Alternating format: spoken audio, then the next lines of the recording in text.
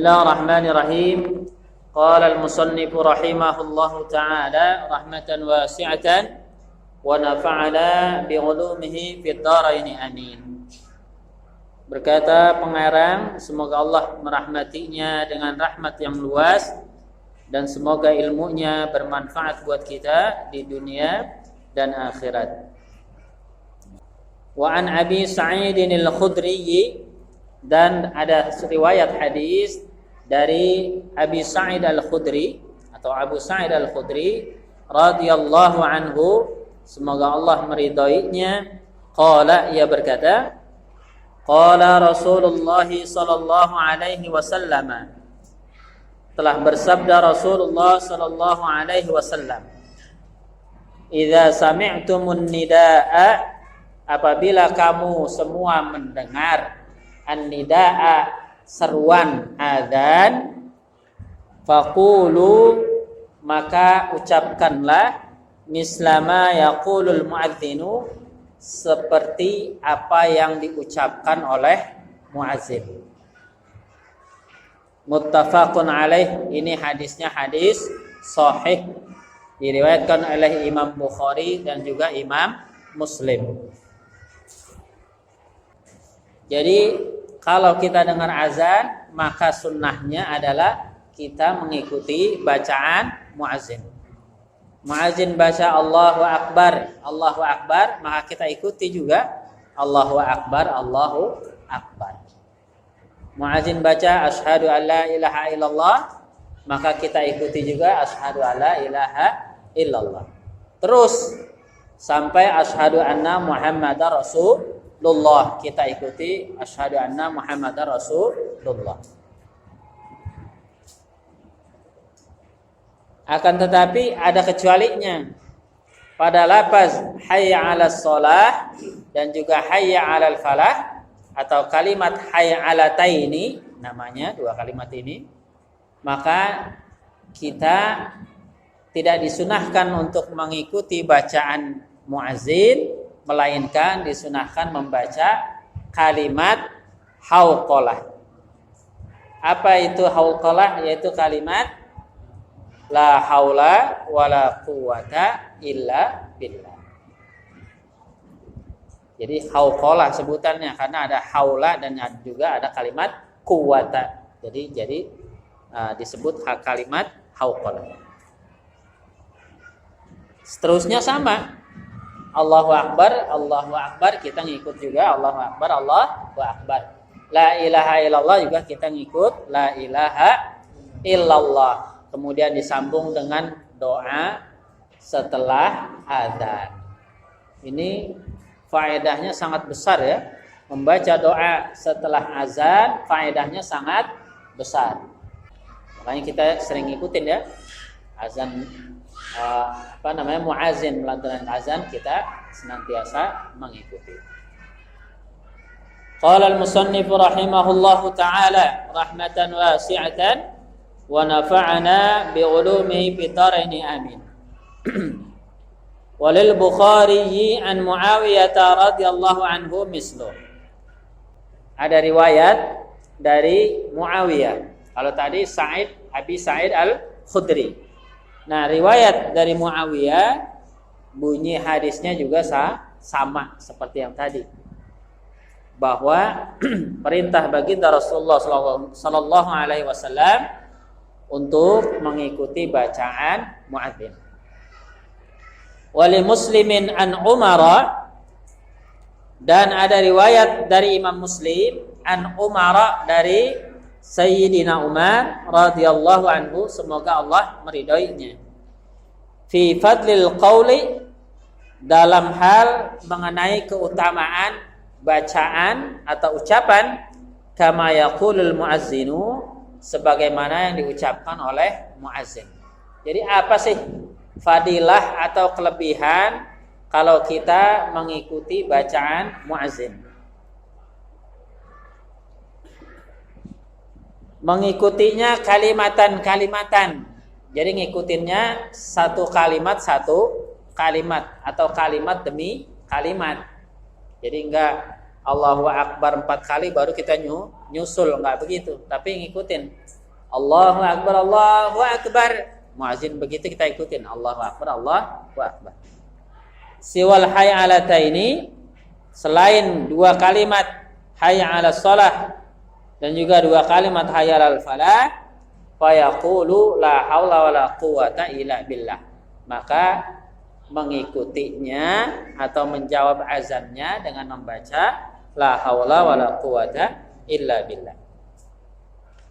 Qala syarihu rahimahullahu ta'ala rahmatan wasi'atan wa nafa'ana bi ulumi bidarani amin. Berkata penyarah yaitu Syekh Muhammad Muhajirin Amsar Ad-Dari, qauluhu idza sami'tumul mu'adzinu ila akhirih, hadis yang berbunyi idza sami'tumul mu'adzin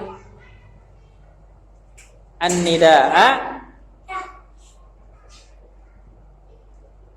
sampai akhirnya. Hadisu jawabil mu'adzini mithlu ma yaquluhu mahsusun. Hadis perihal perintah baginda Rasulullah sallallahu alaihi wasallam kepada kita untuk menjawab kalimat-kalimat azan yang dilantunkan oleh muazin, mahsusun itu sifatnya apa? Sifatnya masih umum. Hadis yang tadi pertama, idza sami'tumun nidaa, apabila kamu mendengar seruan atau bacaan muazin, faqulu misla ma yaqulul muazinu, maka ikuti persis seperti yang diucapkan muazin. Hadis ini sifatnya masih mahsus. Apa itu mahsus? Perlu dirinci secara khusus, atau sifatnya berarti masih umum. Kenapa? Karena ada hadis riwayat dari Imam Muslim, siwal hayya 'alataini, kecuali dalam kalimat hayya 'alas shalah, hayya 'alal falah. Makanya ini ya, perlunya membaca hadis dengan membandingkan atau melihat juga kepada hadis yang lain. Kalau kita cuma ngamalin hadis riwayat Abi Sa'id Al-Khudri bahwa perintahnya adalah mengucapkan sama persis apa yang diucapkan oleh muazin, maka tentu kita dapat pahami ketika muazin baca hayya 'alas shalah, kita ngikutinnya juga hayya 'alas shalah. Tapi karena ada hadis lain atau ada riwayat lain yang mengatakan, oh tidak, kalau hayya 'alas shalah dan hayya 'alal falah itu tidak mengikuti bacaan muazin, tapi membaca la haula wala quwata illa billah. Inilah pentingnya mengkaji hadis, jangan lihat hanya satu riwayat, tapi dilihat juga riwayat yang lain.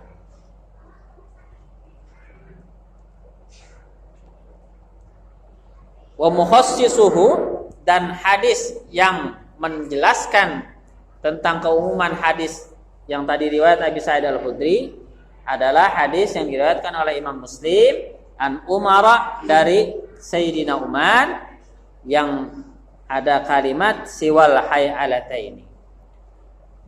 Fayujabu, maka orang yang mendengar azan ketika muazin membaca hayya 'alas shalah dan hayya 'alal falah, maka yang mendengar menjawab dengan kalimat la haula wala quwata illa billah. Wasiwa, dan begitu juga ada pengecualian. Ketika muazin melantunkan azan subuh, di sana ada kalimat as-shalatu khairum minan naum.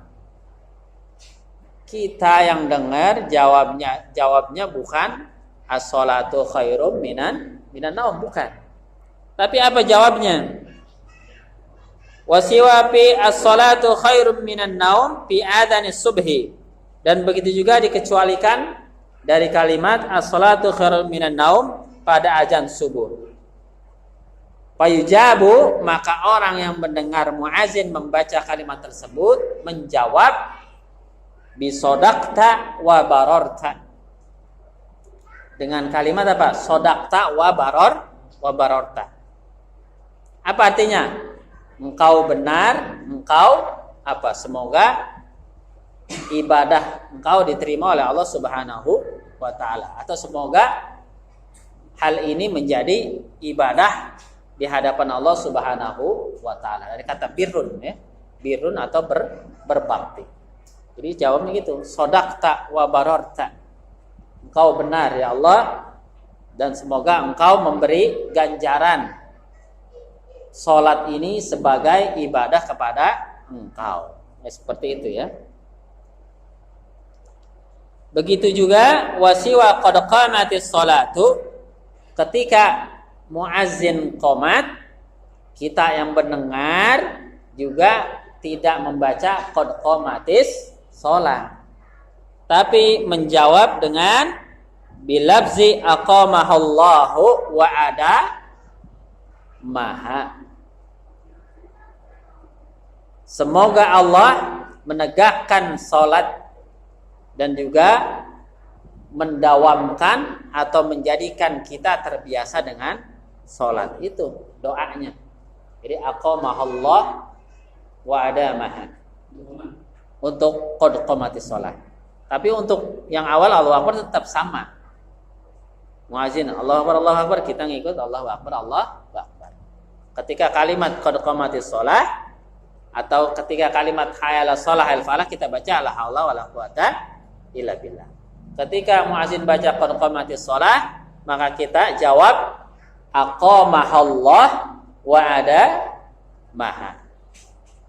Semoga Allah dapat menanamkan dalam diri kita salat, dan juga semoga Allah menanamkan dalam diri kita ada maha kebiasaan untuk mengerjakan salat. Itu doanya kita baca.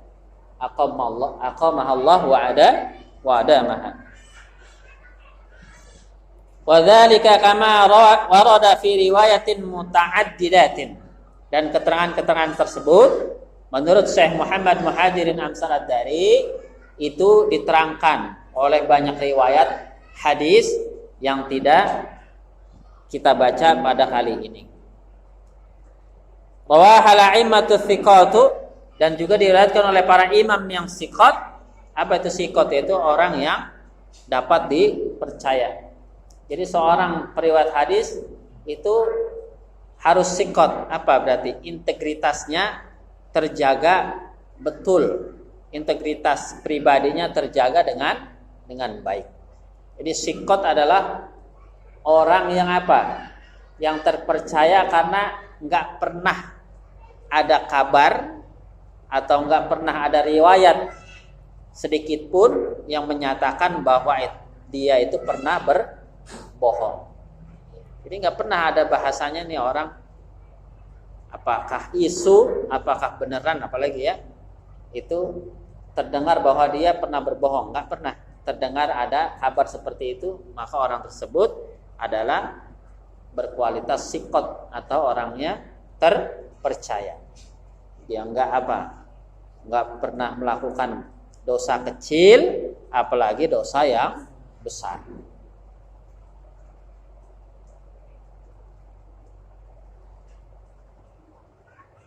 Wa amilahal muslimun al-yawma fil aqtaril mutaramiyati, dan hal ini juga diamalkan oleh kaum muslim hari ini di seluruh penjuru negeri. Fahaula ila tafwidi, kalimat haula itu adalah kalimat penyerahan. La haula, tidak ada daya upaya. Ilallahi ta'ala bila haula wala quwata illa billah fi jawabil hayya 'alataini, dalam menjawab dua kalimat hayya 'alas shalah maupun hayya 'alal falah. Jadi tafwid itu kalimat penyerahan, karena la haula tidak ada daya, wala quwata dan juga tidak ada upaya atau kekuatan illa billah kecuali atas berkat pertolongan Allah Subhanahu wa taala. Kenapa kok diajak sholat jawabnya tidak ada daya dan upaya? Kenapa? Karena ibadah kita tentu saja usaha kita ibadah ini kita nggak bisa ibadah melainkan atas izin Allah Subhanahu wa taala. apa ya? Sehat dari Allah. Baik jasad maupun sehat pikiran, semuanya karunia Allah Subhanahu wa taala. Jadi kita melakukan ibadah itu atas izin Allah atau atas karunia Allah Subhanahu wa taala. Karena itulah kita selalu mensyukuri nikmat sehat. Kalau sakit, dia juga datangnya dari Allah Subhanahu wa taala. Orang yang berbuat maksiat, kemampuannya dari Allah Subhanahu wa taala atau bukan? Kemampuan dia berbuat maksiat dari Allah atau bukan? Tetap tenaganya dari Allah semua. Dia bisa jalan ke tempat maksiat atau bisa berusaha untuk maksiat. Tetap itu karunia itu dari Allah. Cuma digunakannya pada tempat yang salah. Makanya mendapatkan dosa atau balasan dari Allah Subhanahu wa taala. Kenapa? Karena menggunakan karunia Allah pada tempat yang salah. Seperti itu.